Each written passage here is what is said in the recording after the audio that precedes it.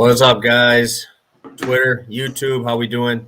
PPS here with my boy Monotone back for what is it? I have it written down. It's week 7 already of NBA Pass the Prop, which is wild. It's just been crazy season so far. How's NBA been treating you? How was your past week, Monotone? Tell the people how things have been. Yeah, I've been a little bit disconnected, I guess. Recently, I haven't been the most active, with the NBA, but I'm excited to kind of get back into it a little bit more refreshed now. Took a couple days off. It's been going fine though, like no real problems. I'm excited to get back into it, but yeah, I don't know, just been kind of taking it slow, ready to get back into it. Yeah, no, NBA's been weird to me where it's like I'm playing it, I'm doing the props, I'm doing that, and then just been getting really shitty blowout luck lately where I'm just like every single game that's like a 5-point spread, I swear to God, that I'm on, it ends up being like a 15-point game at the third quarter. I'm like, how? Like, how is this happening? How, like, Vegas, I don't know how they are putting these lines out now, but it's so hard. I don't know. I'm very happy I don't have to do that job because that's a tough one to have for NBA season, especially because, man, there's some wonky games in there for sure. Yeah, one of the things when you're looking at like unders, right, you always want to look at is like a blowout. Like if this game might blow out, then yeah, you want to take some unders. But it feels like it's never those games. Like for whatever reason, the teams that you think to target, like the Magic or the Rockets, these guys are like kind of covering machines this year. They're keeping it close. They're keeping all the props alive. It's weird. It's just weird. I don't know. It's always the game that nobody expects to blow out that of course screws everyone over. Yeah, man, I've been having that weird stuff where, like, I thought I'd be tricky last night taking an under on some of Kevin Durant stuff, and he just destroys it. It's like, who in their right mind bets the Nets in that game? Yeah. When they have 8 dudes and they win, I'm like, in overtime, I'm like, oh my God. Like some of the stuff you just cannot predict at all. And yeah, that's what makes props a little bit easier, I guess. But still, it's a hard game here in the NBA. I've been doing a little bit more college basketball as of late. So let's go to our recap. I know last week we did have our guy call our shot in here. I'm pretty sure he swept, right? Yeah, he went 2-0 on us. Yep, Sadiq Bey and SGA. Good calls there. Yeah, dude, I this one got me. I tailed you on that one because, dude, what is going on with Giannis? Like these last 3 games, he's just been kind of off. Now he's out tonight, so hopefully it's just like a recovery game and he'll be back. I believe we play Friday again. Yeah, I was watching that game. It was just weird. Like I don't even know what else to describe it as. It's just weird. It just wasn't involved really. Yeah, the Heat are good, man. Heat are good. They find a way. They find a way to win. Yeah. Well, I got weird. I got lucky on this one. Vucevic just destroyed the line, and then obviously I had Jason Tate and literally fouled out in like 26 minutes. So literally everything that could have went wrong. He had 5 fouls in 18 minutes. Like that is absolutely impressive. I don't know how that happened. Yeah, Rockets are on a heater until they run into Jared Allen tonight. Dude, that game is so sketchy to me. I said, I threw a hammer on Cleveland. I was talking to you earlier. I threw a hammer on Cleveland -8 this morning. I even put it in VIP because everybody's talking about Houston now because they're winning. Yeah. And I get it, and they're playing good basketball. But even before the Christian Wood news, I threw a hammer on Cleveland because this is probably the worst matchup ever. If you could possibly pick a bad matchup for the Rockets, is the Cleveland Cavaliers. Yeah. These men are going to be running 3 7-footers against. Without Christian Wood, they're going to rebound Sengun. That's their only guy above like 6'8", I think, on that roster without Christian Wood. Maybe maybe Daniel Tice decides he can play again. I don't know. He got a coach's decision sit last week. Really? Yeah. I guess that. Yeah, the Rockets are the worst. I mean, honestly, like they're heater, right? The Rockets and the Kings are like the worst, right? I hate these teams, but the Rockets were on a heater, and then they put Tice into the starting lineup, and then they lose, and then he's a coach's like. It's weird. I don't know what they're doing over there. I know they drafted Garuba too. He's a defensive center, but he might honestly be in the G League right now. I have no clue. Yeah, it's going to be a mess with no Christian Wood. I mean, I sent this message in my Discord last night or in a Discord. It was like, Allen was 17.5 plus 100. And I was like, yeah, that's not going to last long. People are going to be all over that. I guess blowout has kind of kept it in check a little bit because people are worried. But I have no clue who's going to be playing big minutes for the Rockets. And I think most people that tell you they do know are kind of just bullshitting you. Like it's a tough game to handicap because we really have no clue what they're going to do. So maybe it'll be fun to watch. Maybe they keep it close. Who knows? Yeah. I'm curious if they make the Cavs run with them because the Cavs are slow. Yeah, they are. I mean, it's hard to be fast when you're running 3 7-footers. So, yeah, let's start it up. I'll run my first one out here. Again, guys, if you have any questions, it's a huge slate tonight. We'll try our best to get to everybody. Just make sure you drop it in the comment below. Hit the like button. Let's get this thing rolling. And I'll start us off with my first play of the day with Mr. Jalen Brunson here. I'm seeing 28.5 points, rebounds, assists on DraftKings. I was seeing that one at. I will recheck here just to make sure I have a good line here. Yep, 28.5. Bet Rivers is best line at minus 113. But yeah, I really like Jalen Brunson tonight. I really like this matchup. Obviously, he's getting the Lakers. We were talking about this again. If you go off of last season's numbers, Lakers are a shit matchup, right? They're slow. But no, you bring in Westbrook and the whole thing changes, right? We're going to get one of the top pace teams. Dallas is the slowest team in the NBA. Dallas is going to be gaining 6 possessions tonight playing the Lakers. That is the biggest discrepancy you're going to see ever in the NBA. 6 full possessions. Jalen Brunson, obviously very, very effective player. Usually more of a role guy when Luka's playing, but without Luka, he gets a 2.5 point or 2.5 percentage boost on the usage rate.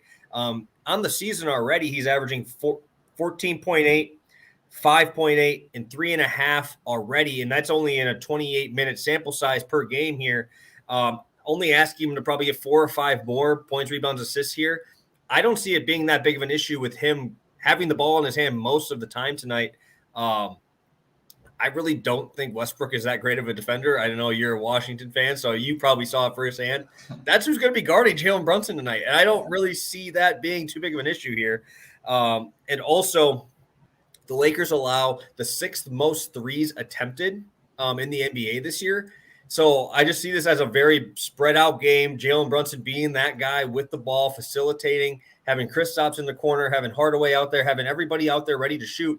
I think this is a huge assist game for Brunson as well. I think he probably gets us around that 15 to 18 point mark. Grabs me about 4 or 5 boards, and I think he puts up 7 to 9 assists tonight for this Dallas team that really, really needs it. And in a fun game environment, I just think that this is going to be a spot for Jalen Brunson to really push over this mark. I mean, 16.74 is such a Brunson stat line. The guy's a great player. I mean, we saw this a lot last year, and I've never been one to really bet overs on the Mavs when Luka's out, just because there's such a misconception, and you alluded to it before. It's the pace thing. And whenever Luka would go out last year, everyone would hammer, all the overs in the games, and the final scores in those games would be 95 to 91, So now that's kind of how every game is played this year. So everyone's a little bit more used to it. But the Lakers are a great matchup, as you alluded to before. KCP leaving was a huge one. You mentioned that 3-point stat you said a minute ago, and KCP being out there on the perimeter is a big reason why the Lakers went to one of the worst, and now Washington went up to one of the best, because he was part of that Russell Westbrook trade. But yeah, I'm a big fan of Brunson, honestly. He is really the only guy that when Luka's out, I do trust a little bit more. I think Porzingis kind of creating on his own is scary to me. Obviously, Hardaway is such an inconsistent player, but Brunson's one of those guys that I'm not a big PRA guy. I think you've noticed that maybe. I don't play a whole lot of them on the show, but he really is a PRA guy. He's, how they talk about Joe Ingles, how they say that he's one of those guys that's just as happy to get an assist as he is to get a bucket. I think Brunson's kind of in that category. He's a good team player, a good facilitator, and the usage bump, you said it earlier, he really gets involved when Luka's out. So I'm definitely a big fan of this one for sure. Yeah, one long shot in this one too is I'm really liking Jalen Brunson double-double tonight, and that was plus 400, plus 500. That has insane value to me. I think that his assist line, we have let me read if super onion ring is what I'm thinking that says at 6.5 assists. I think he kills that. I think he destroys that assist line. And yeah, I think a double-double is in the works. And there are a few people I do PRAs with. You see me do mostly center point rebounds. I don't usually do full point rebounds assists, but like you said, Brunson is the perfect points, rebounds, assist guy because you just like never know. He could have 10 assists. He could have 8 rebounds. You never know. He's just always in the right spot. Every time I watch a Mavericks game, I always feel like he's there and always doing something good, right? He's never really hurting your team. He's always there kind of helping you kind of stay pace and keep things going. Additionally, he's one of those guys that can easily kind of give you like that 16 points on like 10 shots, like he's very efficient. Like, I don't know. I'm a fan of Brunson. He's a very like well-rounded basketball player. Maybe he'll be a wizard someday. Well, you can hope. You can hope. But let's get to your first. I think your only one today this one is another rebounding prop for a center. Yeah, so we're going with Clint Capela to have over 13.5 rebounds. So this is a number that I was hoping maybe we'd get a little bit of value, but this is a real throwback number to last year. I've hit on Capela a couple times this year. When he really struggled to start out the year, he was kind of having some injury problems, which meant he was really only seeing a max of maybe like 26 minutes. And his number was at like 10.5, 11.5. But if you guys were betting props last year, you remember that the Capela 13.5 and even 14.5 was a big thing. And I'm still into it. I understand it's a big number. And we talked about this many times across different sports, is that big numbers truly can scare people away. That's kind of why the books have them that high. But Capela's really been on a roll recently. I think he's kind of finding his groove finally. So he's only averaging 12.9 rebounds on the season, which is just under this number, obviously. But that's actually increased to 14.8 over his last 10 games. He played Orlando once earlier this season, who are top 10 in rebounds allowed, and he had 16. So he obviously had a pretty dominant game on the boards against Orlando earlier. Mo Bamba was questionable. I could really care less if he plays or not. Wendell Carter Jr. is undersized, and he's also showing a lot of promise. I'm seeing a lot of great stuff from Wendell Carter Jr., and what that means is he's going to be on the court more than Mo Bamba, whether Mo Bamba is healthy or not, and that's a great size mismatch we have right there. And even if Mo Bamba does play, I mean, Capela's a much better rebounder. Like Mo Bamba's not known for his rebounding. He's known to be a little bit soft. It's easy to push him around in the paint. So whatever direction we go, I'm not worried at all, honestly. Like I said before, he's in great form. He's had 16 rebounds in 3 straight games in a row. I just think we're kind of catching Capela at a very good spot in the season right now. He's kind of on a roll, and now he gets a matchup that he dominated once earlier in the season, and I think he's going to dominate again tonight. Yeah, I know exactly what you're talking about. That like run last year of like 12 games where he was like 18 a game or something like that, 16 to 18 a game. And it was nuts because I was playing him at 14.5 and not thinking twice. I would take the juice on 13.5 and it'd be like minus 150. So I know exactly what you're talking about. I know a lot of people who were betting last year were on him too. And Capela is one of those guys that him and Gobert are like the only guys I can truly say I am perfectly content laying 13.5, 14.5 because they're not going to go out to the 3-point line. They're not going to, they know their role. They're old school centers. I can't even put Jovel in that now that he shoots threes now, but I like this spot. And honestly, if Mo Bamba plays, it's probably better to be honest, because you're going to have another big guy that's going to probably sit down low as well. Wendell Carter shoots threes, but that's not really his best part of his game, right? Yeah. You have 2 guys on this roster. I think Mo Bamba and him are getting around 9 boards plus a game.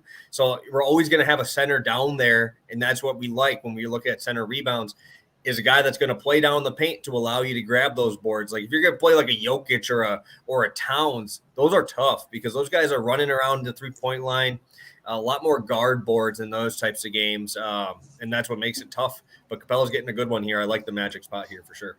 Yeah, normally when I do this kind of stuff, I look for comparable players, right? That's a very easy way to see how other guys, and if you look at it, something that's actually kind of made the Magic look a little bit better on paper is they really haven't faced too many dominant, like rebounding centers in the last month. So I looked through every game they played this month, and the 2 only really comparable guys, and I don't even think they're comparable, is Christian Wood grabbed 13 against them, which is 2 or 3 over a season average, and Jokic grabbed 15 against them, which is a solid 3 over a season average. So over the last month, neither of those guys are quite the hardcore rebounders that Capela is, because they do so much more offensively for their teams than Capela does. But when we did see the Magic face actual competent, centers, they struggled. So I think they're going to struggle again. Also, the Magic keep games close. I said this a little bit earlier.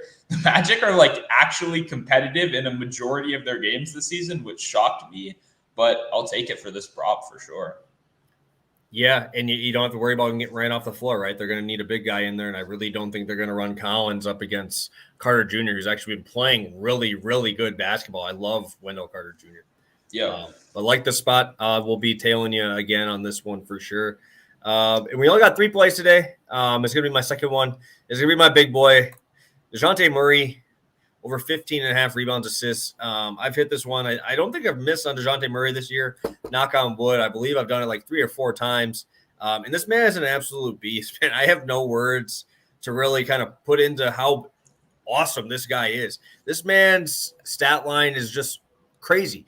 On the season this year, 18, 8.4, and 8.3 is his season average. Okay. So he hits this on a season average. Now we're not going to have, I know Keldon Johnson did come back last game, but he was in a limited role because he was out for, I think, 2 or 3 games. Yeah. No Lonnie Walker today. That's huge. So we're even going to get more of a usage rate there.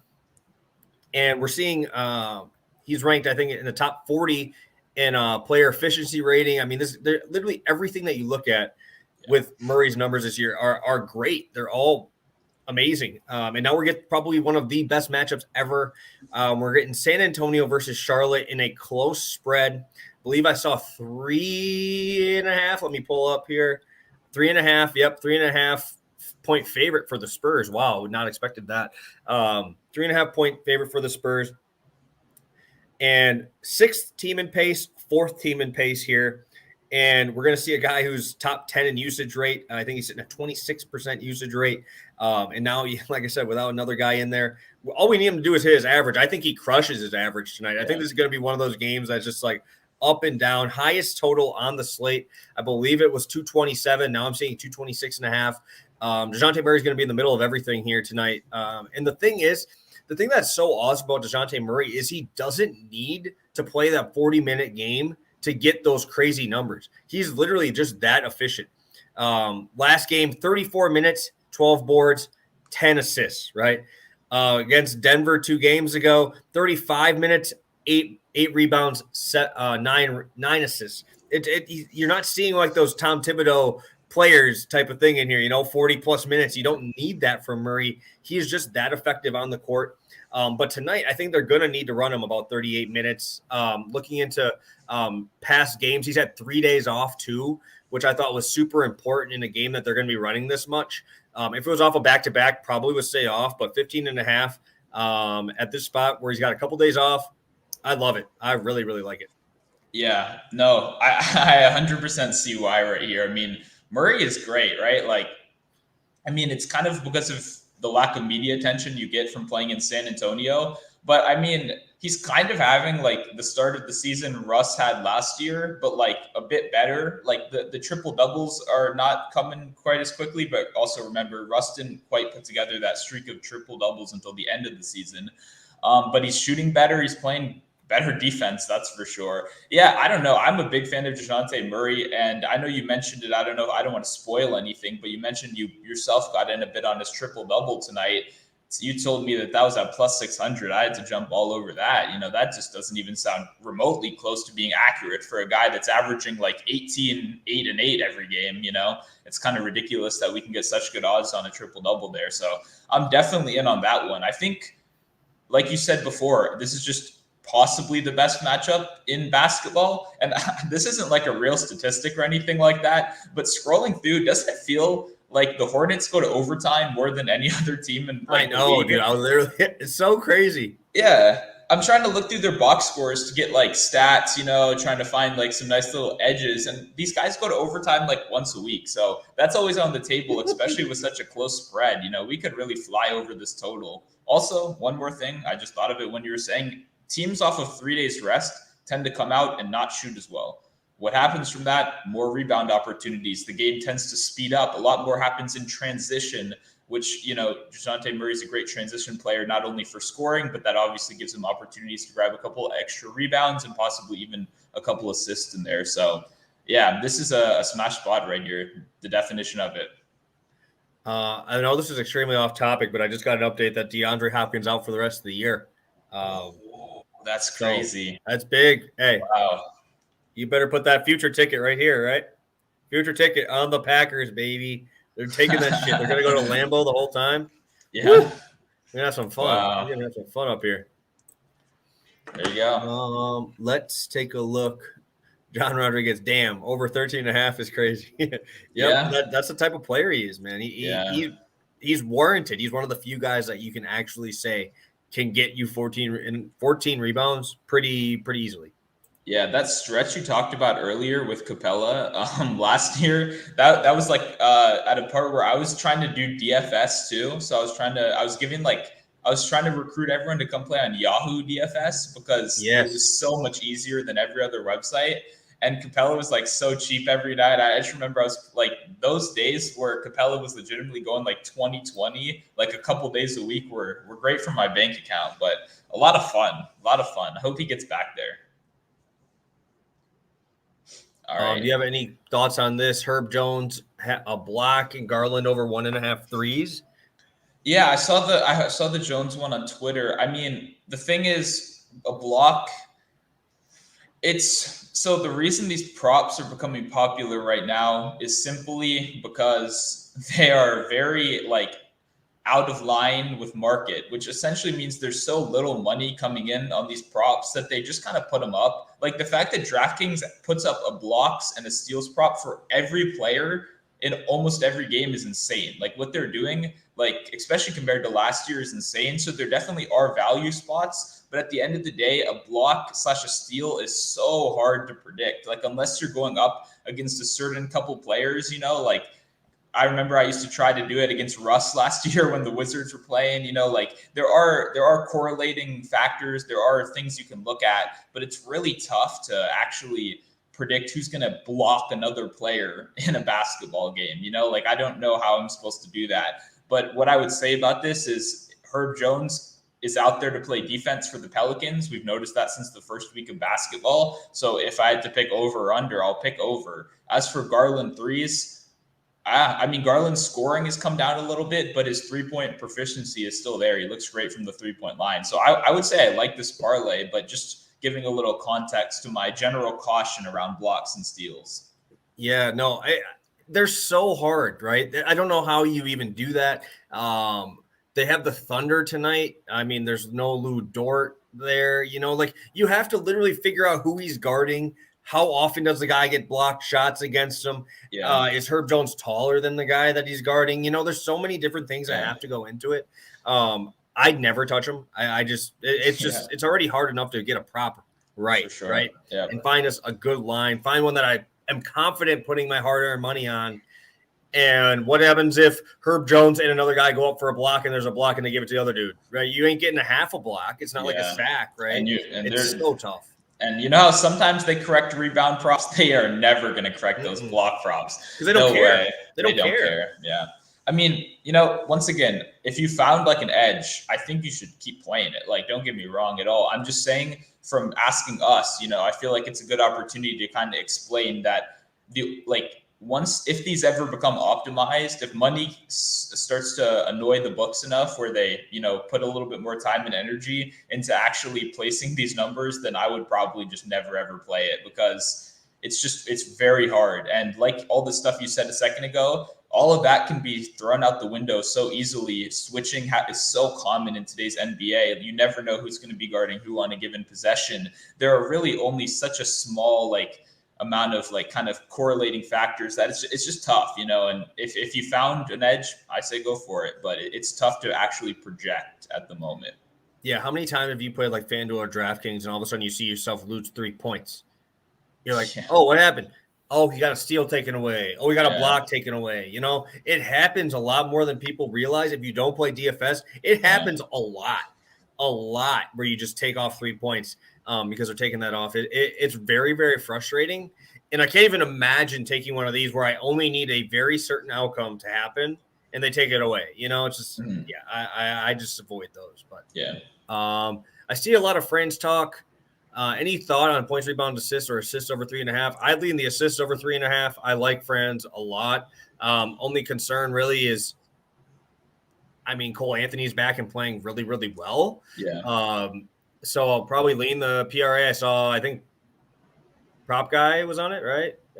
Yeah, I believe so. Yeah, So I'm probably sure that that guy. line moved. It's probably juice now, but Yeah. I would lean assists. I think they're kind of running him at that point forward position when Yeah. Cole's off, but that's the only concern I have is that Cole Anthony's playing so well, and you have really, really good rebounders in Carter Jr. If Bamba's out, I think I would hammer that PRA because I think that would give me Yeah. a couple extra rebounds. He's just playing a lot, right? You just need a guy that has that opportunity, and he definitely does.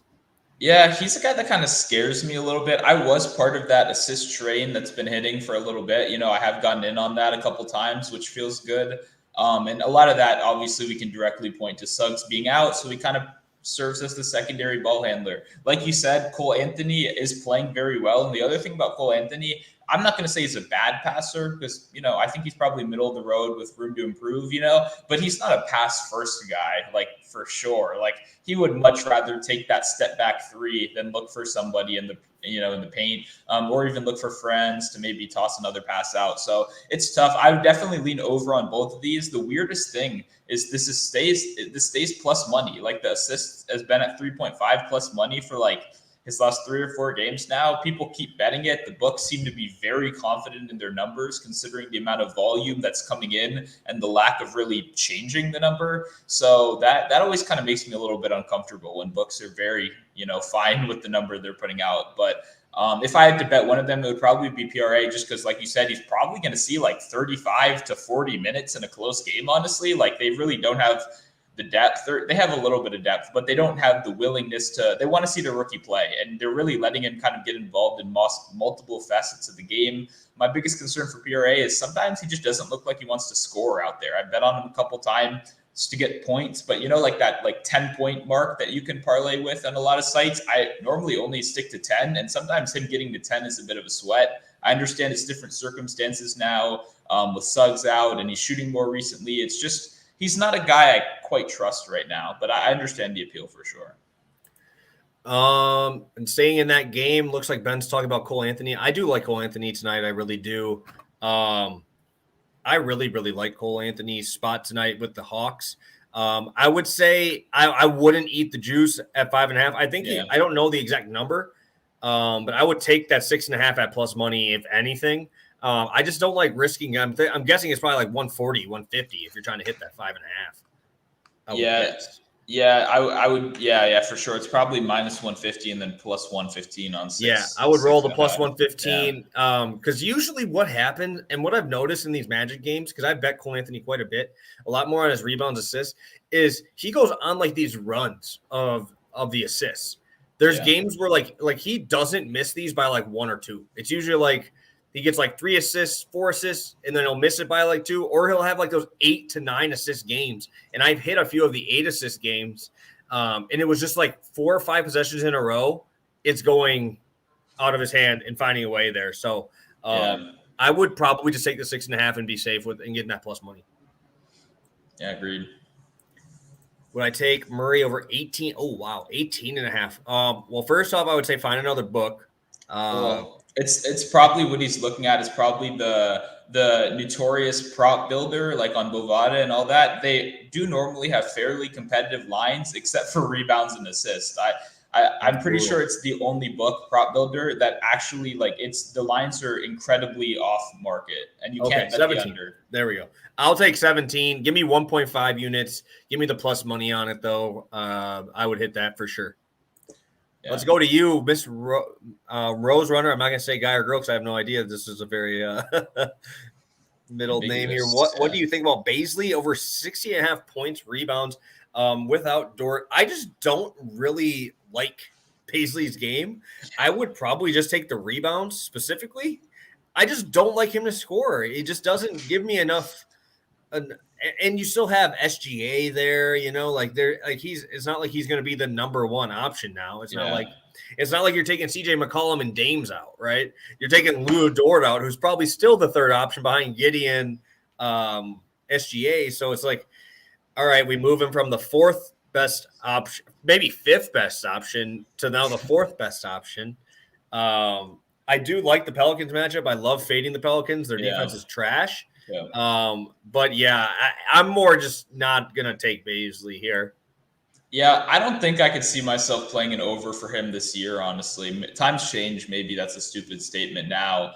But yeah, there's no way I would play that. I mean, the guy without SGA, who's their highest usage player, I believe he went through, an 8 or 10 game stretch where he didn't hit 10 points. Like, without SGA. Like, basically needs to get the 12 points you want for this prop to hit, he needs to take like 15 shots. Like, the guy is so inefficient out there. He's kind of like a poor man's, like very, very poor man's Anthony Davis, where he really doesn't want to quit the three. Like, he keeps taking it. The coaches are like, you got to play big. You got to play to your size. And he just keeps shooting them. Yeah, not a guy I'm a fan of at all.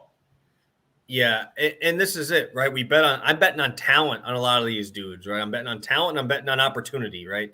You might have a little bit more opportunity, but there's really not there's a lot of mouths to feed there.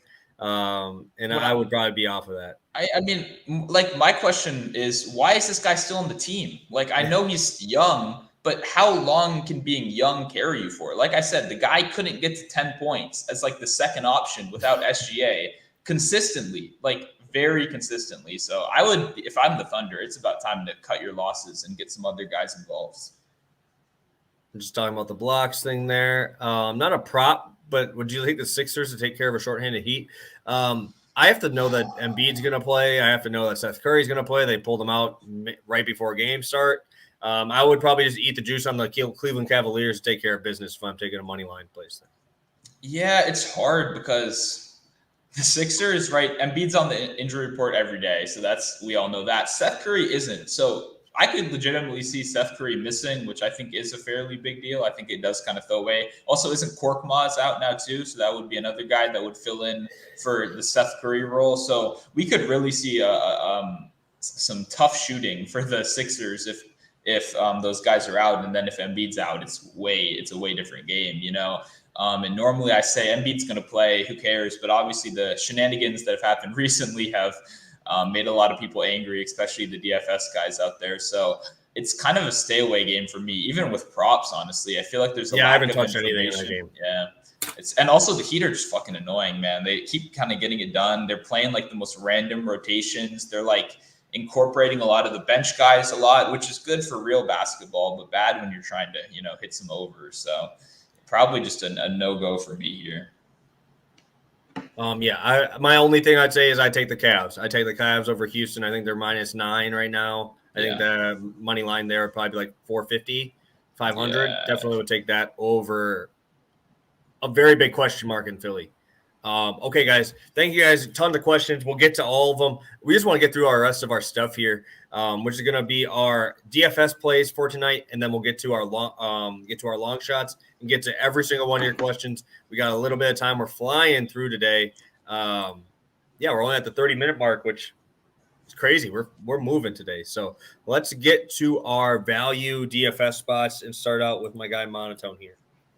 Yeah, so I went with Marvin, the man himself right here of the Kings. So former high draft capital kind of guy, kind of fallen behind in the rotation. He's someone we've heard trade rumors about for a little bit, actually. And I'm honestly even interested in his props, but they've yet to come out. Probably waiting on Richaun Holmes news, which if Richaun Holmes is in, he's currently doubtful. So I'm going to trust that the doubtful stays doubtful, although stranger things have happened. But if you have him in your lineups and Holmes is a late addition back into the roster, then you probably switch this out. But without Holmes playing, he's seen a couple double-doubles over his last couple games. He's even adding in a couple of defensive stats every once in a while. But primarily what this is it's a huge matchup play. As a Wizards fan, I don't know if maybe I'm not seeing this in a clear way, but watching us try to defend centers like makes me like angry. Like I've stopped watching our games as much this season because it's like very hard to watch. Like what Gobert did, and if you look at the stat sheet, Gobert didn't even destroy us; they blew us out in that game. But actually watching the game, his impact on the game is like, oh my god. Gafford's going to get like 3 fouls in 3 minutes. And then now we have 6'10 Montrezl Harrell trying to hustle his way against like legitimate centers that are physically dominant. So pretty much what I'm banking on here is he's very cheap and you can get a nice double-double right here. This is the guy that can give you 15 points. He can give you 10 rebounds. He's the bottom of your team. He's not going to be a very expensive piece. And in a game that's probably going to stay close, right? It's a 2-point spread, which means Vegas is expecting a clearly a very close game. And while the Kings aren't quite the great matchup that they were last year, with these new lineups they're trying out, because essentially what they're doing is they just change their lineup every couple days for no apparent reason. I think they actually could be a pretty good matchup is what I'm trying to say. Like, I think this could be an over candidate if I was capping the over under here, despite the Wizards defense, and Kuzma's out too. But yeah, pretty much I think we have a cheap double right here. I love getting cheap doubles. So he's my guy. He's going to be in all my lineups tonight. Yeah, I did see Kuzma is playing tonight. I did see that he did clear. Mm-hmm. But the big thing is this is one thing I always like to see when I'm betting on these flyers is I'm looking at his lines if they're going to be on books. I haven't seen a line on a book. That shows that he can easily break a slate. Yeah. This man only needs like 22 to 24 minutes to break a slate, man. Mm-hmm. He reminds me of JaVale McGee in a lot of those ways, just a lot better on the offensive side. I'm going to be rolling with Jalen Brunson. Told you everything I like about him. The opportunity's there. The pace is there. The spread is close.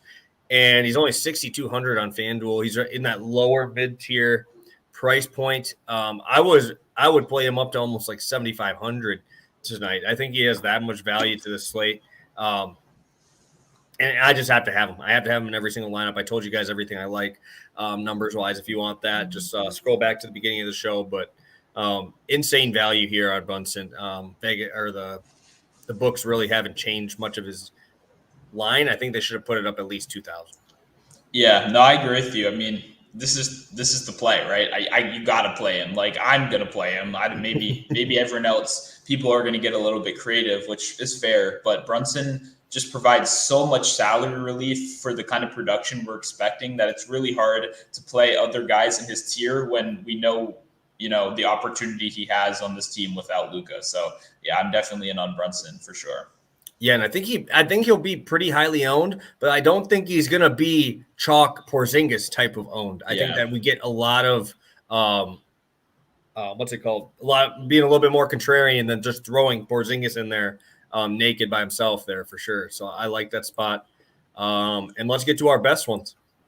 Yeah, so I don't think this one we need to go super in depth on this one. I think it's like pretty obvious. Jokic is having a really good stretch, right? Ever since he kind of, I don't want to say started slow because he's still having an MVP caliber season, but we're really starting to see one of the biggest things for DFS, especially, is the assists are coming back, right? We saw some rocky production in the last little bit, but now, I mean, he's hitting 7+ assists and I believe 12 out of his last 15 games, something like that.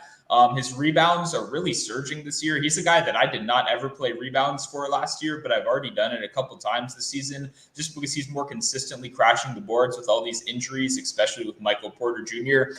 Essentially what we're seeing is Jokic in Denver is really a one-man show right now. He really doesn't have a lot of help.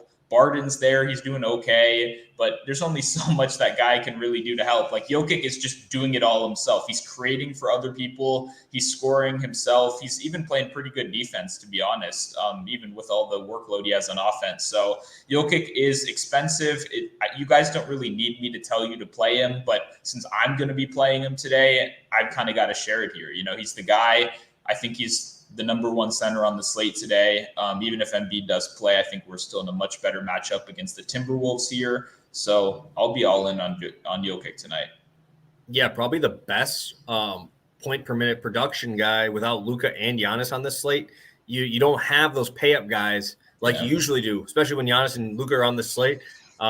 So really, really like Jokic tonight. And I really like Dejounte Murray. I'm sure he's going to be highly owned. I'm not really worried about it. This, like I said, there's good chalk and there's bad chalk. Good chalk is the ones that are going to be winning type of slate type of players. Yeah. Right. And Murray and Jokic have that ability to literally break a slate. Murray, I believe, is at like 9,600 on FanDuel, which I don't think is anywhere close to being respectable for how good he's been playing lately. Like I said, he just triple-doubled in his last game with 12 boards, and he's going to get you every single thing. I think he's got 13 steals in his last 6 games. Like, you can't really – stocks are really, really important when it comes down to FanDuel scoring. That's what I play on. 3 points per one of those, and this man's been averaging. Let's check. He had 3 steals last game, a block and 2 steals the game before. 1, 2, 2, 4. Like this dude literally can break a slate on steals and blocks alone. The biggest thing I'll always say is what happens when Jakob Poeltl was out.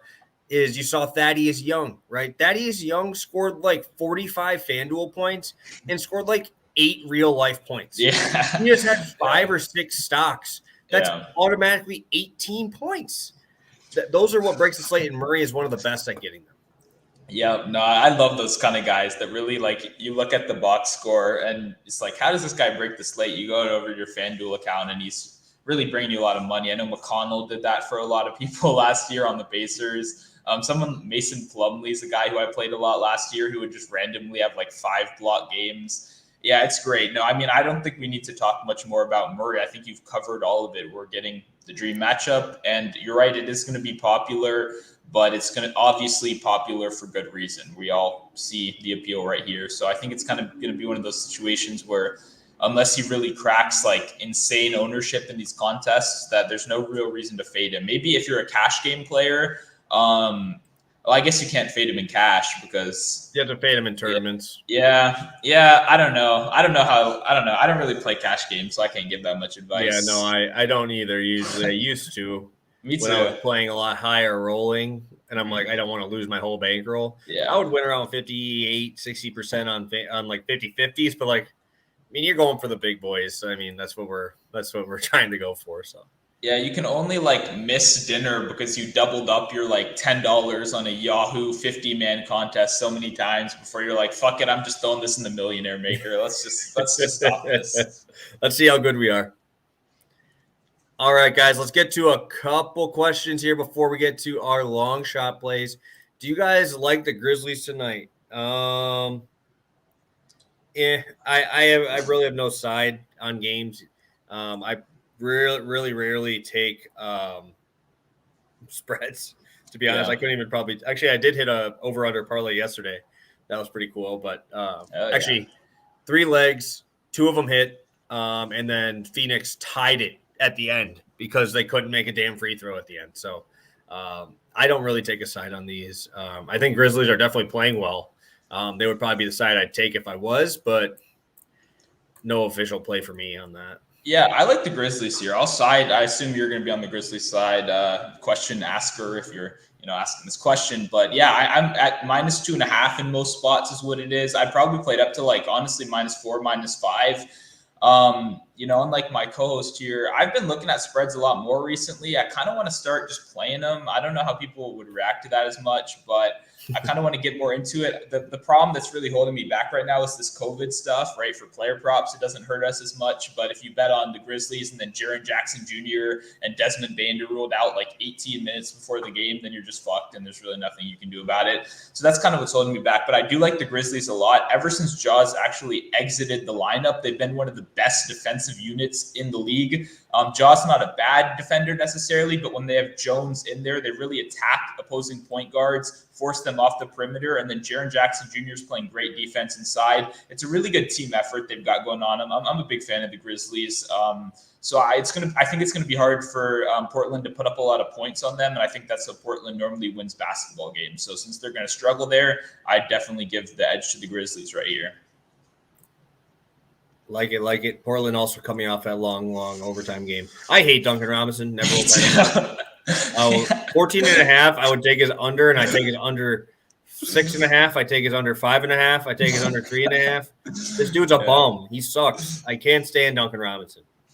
Yeah, I mean, I don't have the same hatred you do, but I understand where you're coming from for sure. The guy, He sucks, dude.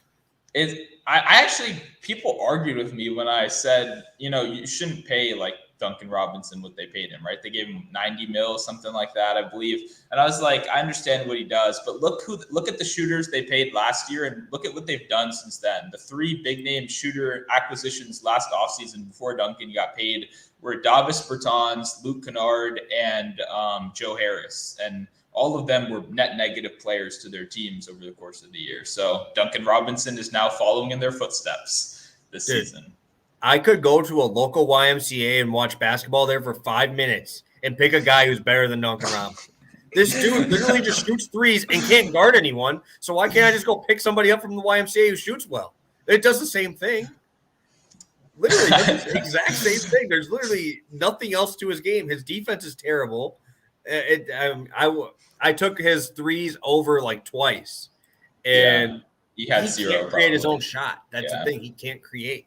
So when you don't have Butler and you don't have Hero, and you actually have a good defender having to guard him, I don't even expect. I'll probably be on quite a few unders. I might do one of those crazy over/under dudes that throw like under 12, under 10. I bet you I'll hit it because that guy is garbage.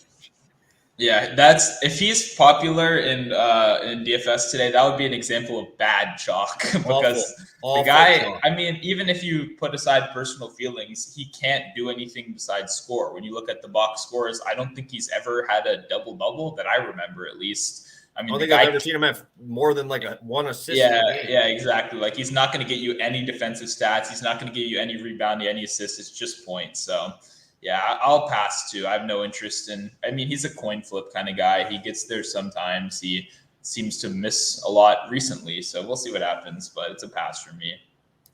Especially, actually, they're playing the Sixers. Just so I have that correct, right? I believe so. Yeah, they're playing the Sixers. Matisse Thybulle could get a lot of run. And that guy is all over the place. That guy is everywhere. If he guards if he guards Duncan, I bet you Duncan's 0 for 12, 0 for 11 on threes, and then he decides to shoot one with his foot on the line and still brick it. So he probably won't primarily guard Duncan, but I mean, who else is he going to guard? Yeah, that's kind of like he's not going to guard down to Lowry probably, even though he has the athleticism too. I think my point is he'll be all over the place, and that will affect Duncan too, especially if Seth Curry misses. So. Maybe if Seth Curry misses, we will have to get one of those under little parlays going and see if we can crack that. Fun. Yeah. I'm from like the Milwaukee area. Todd, thanks for joining in with us. Lakers money line tonight. I don't know. I really don't. I don't think I would take Lakers money line. I think the market is off, but. It just feels like bait. I don't know. I'll just pass. Betting on the Lakers is tough. I've done pretty good betting on the Lakers this year, but it's very stressful whenever I do it. I don't really have any interest in tonight. Dude, something's off. There's no way this line should be that close without Luka. Something feels like bait, right? It's like Alabama last night. Alabama was the public favorite. Everybody was on Bama, and guess what happened? A team that lost their last 4 games, kicked their ass. Yeah. So there's something up, and I'm not going to be the guy to just say, hey, I'm going to throw this in a hammer parlay, and, it just kind of falls apart. But all right, let's get to it. Let's get to our big boys here. Again, guys, throw some extra comments in there. We got about 10 to 12 minutes. We try to get it in an hour here or less. But make sure you throw those comments in there. Let's get it rolling.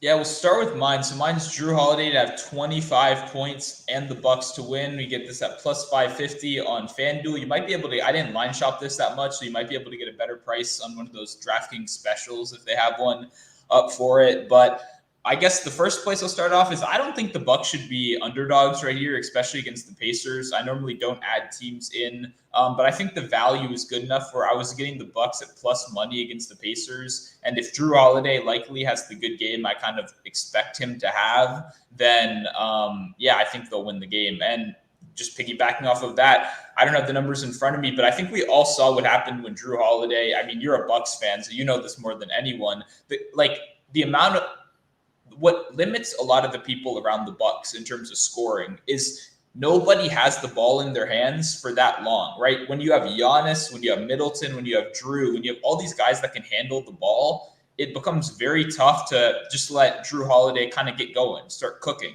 really hold the ball, keep bringing it down because they mix it up so much. Now that Giannis exits the court and now it's kind of can become more of his team, Middleton still will handle the ball some more. I think we're getting a great number right here. Jrue's looked a lot better recently, and I'm not super worried about this Pacers defense. Additionally, it should be a relatively close game, as the spread says. So I think Jrue's going to have plenty of opportunity. I have him for about 28 points tonight, so I think this is a good spot to capitalize without Giannis playing. Yeah, no, whenever Giannis is out, one of those two goes for 25. Exactly, so yeah. You got a 50% chance. Honestly, I wouldn't be surprised if we see Jrue guarding LeVert versus Brogdon. I think that would be probably the better one for him to take, just so he can actually be effective on the offensive end. Yeah. That's kind of my guess.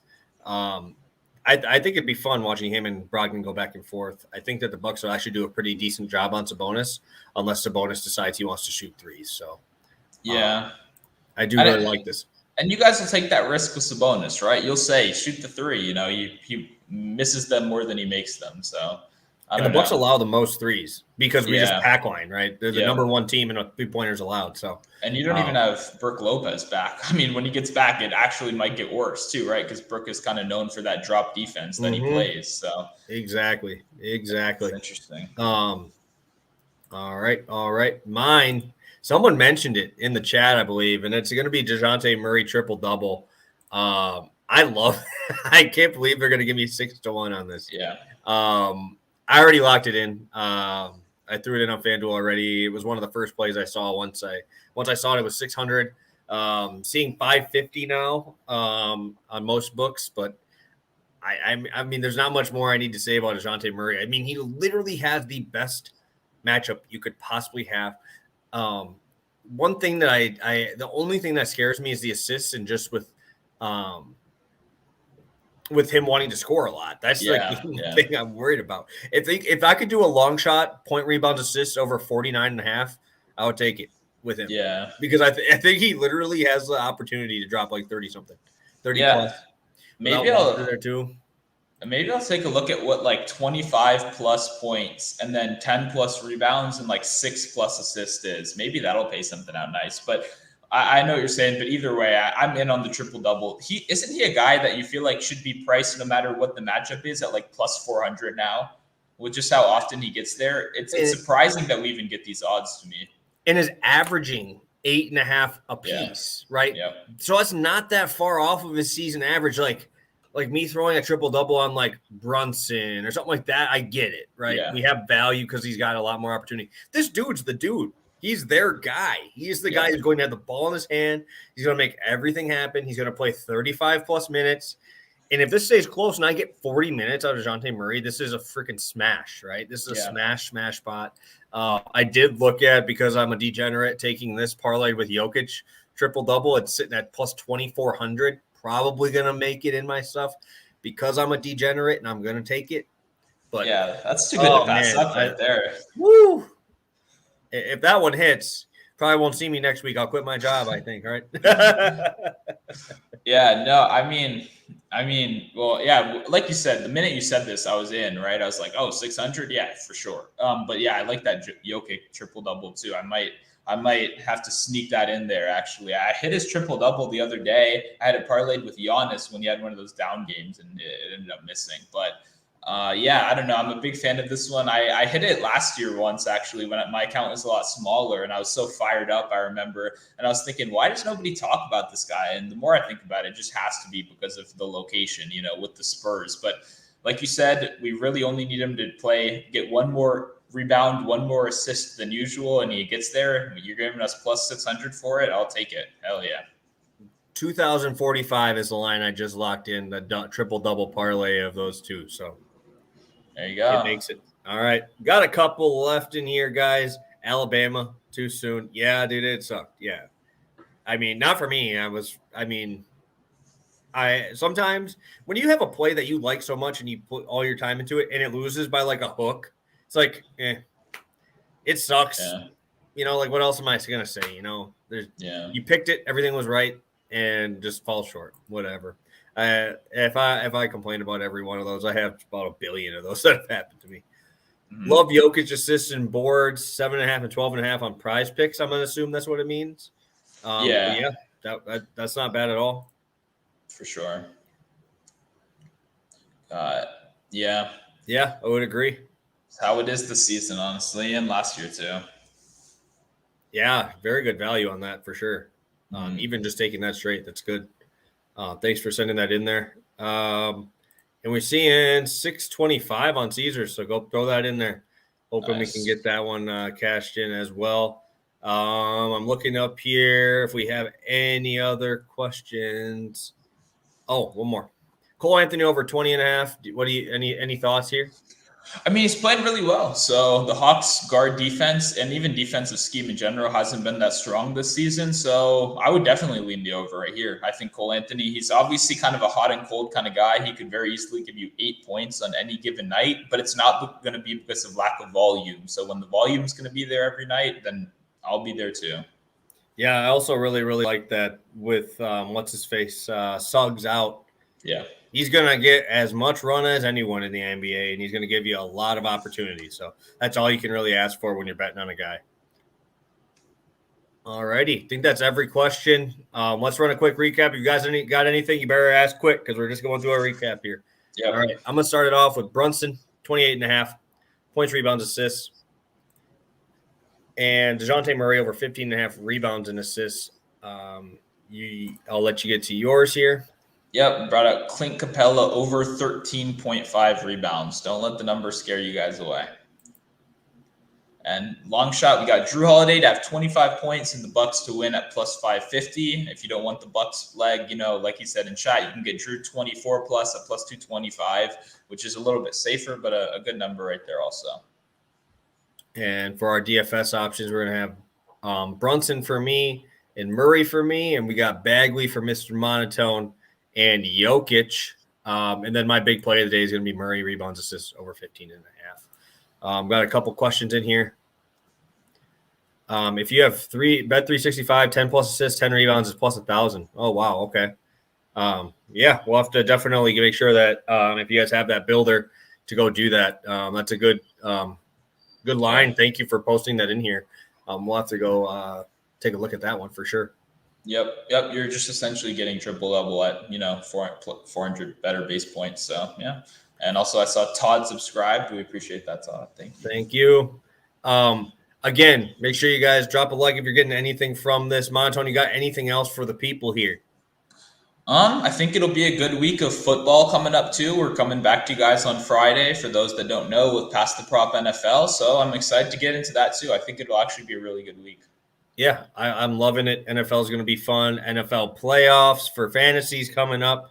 Made it to both my leagues, fantasy playoffs. Third place in both. So I'm playing in a capper league, and we found a way. I just got screwed because last week was bye weeks for me. I had two Dolphins and Jonathan Taylor on bye, and I found a way to win. Down 20 into Monday Night Football, had James Conner come through for 33, pushes me to the playoffs. So that's going to be fun. Make sure you guys, if you don't already, I have both of our links to Twitter in our accounts. If we post any more free plays on Twitter or anything, that's where they're going to be. So make sure you guys go through those links. Obviously, I have Monotones in there, have myself's in there. I don't think that's a word, myself, but it was close. But make sure you guys go do that. That's where you're going to see most of our free plays get dropped when it's not Wednesday and or Friday. So thank you guys so much for tuning in. We are at 58.5 minutes. Perfect timing. So thank you guys so much for tuning in at our new time here at 2. So thank you so much. We will see you guys in 48 hours. Peace.